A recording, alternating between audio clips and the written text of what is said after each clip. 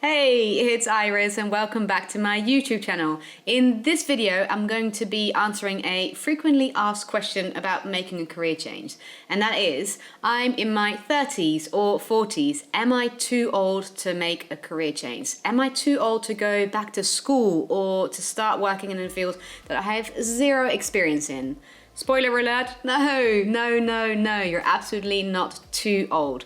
But before I tell you why and how to make a career change in your 30s or 40s, please like this video and hit that subscribe button. That will tell me exactly what kind of content you're finding valuable and it will help me to grow my channel. Alright, so back to that question, am I too old to change careers in my 30s or 40s? Firstly, I want to reassure you that you're absolutely not. I've worked with hundreds of people in their 30s or 40s to help them change careers and find more exciting, fulfilling and meaningful work. What you need to do is change that story in your head that's telling you that you're too old. Because the truth is, when you're in your 30s or 40s, you still got what? 30, 40s years left in your working life? How would you feel if I would tell you, you know what, for those 30, 40 years that you've got left in your career, you're going to be doing exactly the same thing as you're doing right now. You're going to be working in exactly the same field as you're in right now. Seriously, how would that make you feel? I'm guessing not that great. So instead of asking yourself, am I too old to make a career change? Ask yourself, what do I want the rest of my career, the rest of my working life to look like? What do I want to do with the hopefully 30 to 40 years that I've still got left in my career? Do I want to do the same or do I want to do something different?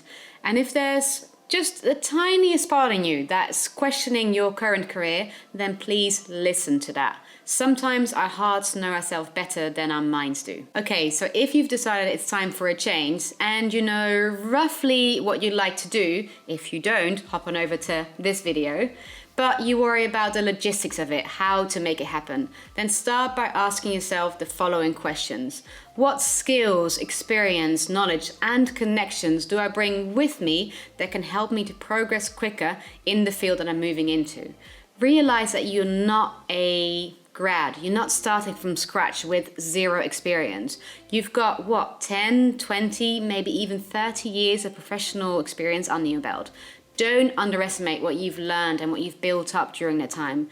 You'll be able to pick up things much quicker, and I bet you'll be able to bring some valuable new skills and knowledge and connections with you into the field that you're moving into. Sometimes it's actually really helpful, especially mid-career, to use skills, knowledge and experience that you already have to get a foot in the door at a company that you'd like to work for, or to move into a field or sector that you'd like to work in, even if it's not what you want to be doing in the long term. So for example, you are an accountant in finance, but you are interested in working in the tech startup scene. It could be a really smart step to find an accounting role or something quite similar in the tech startup scene. And from there, start to build your connections, start to build your knowledge and experience so you can move on to a different type of role, maybe business development or whatever you are after in the longer term. Or maybe you work in marketing, in telecommunications, but you're interested to work in the health and fitness sector.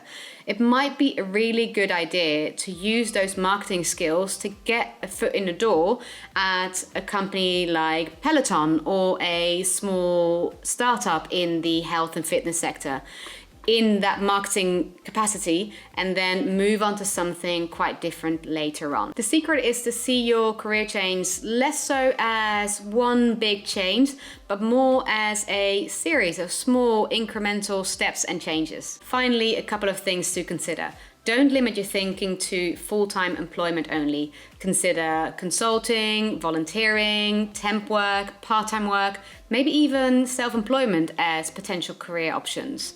Or perhaps a combination of all of those things will help you to achieve your professional and financial goals. The second thing is to avoid the traditional job seekers process, which is where you go onto job boards, you find a job post that you like, you put your resume together, write a cover letter, apply, and then keep your fingers crossed, hoping that you're going to get invited for an interview, nail it, and then get the job.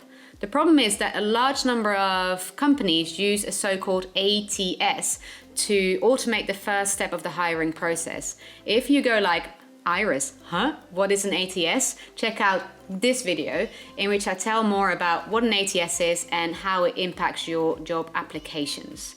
Now, for now, what I want to tell you is instead of going for the traditional job seekers process, focus more on building your network and reaching out to people who work at companies that you'd like to work for or who work in industries that you'd like to work in. Reach out to them, connect with them, and try to find a job the more informal way. So there you have it. My answer to that question, am I too old to change careers in my 30s or 40s? No, you're absolutely not. Please don't settle for a job that's not right for you, that doesn't get the best out of you, when you still have 20, 30, maybe even 40 years in your working life ahead of you. Don't settle for something if you can't stop but thinking, is this all there is? What's it all for? Thank you so much for watching. In next week's video, I'll be talking about how to find a job without using a job board. So if you're interested in that, you know what to do. Hit that subscribe button. And if you've liked this video, please hit that thumbs up button. Thank you, and I'll see you again next Wednesday.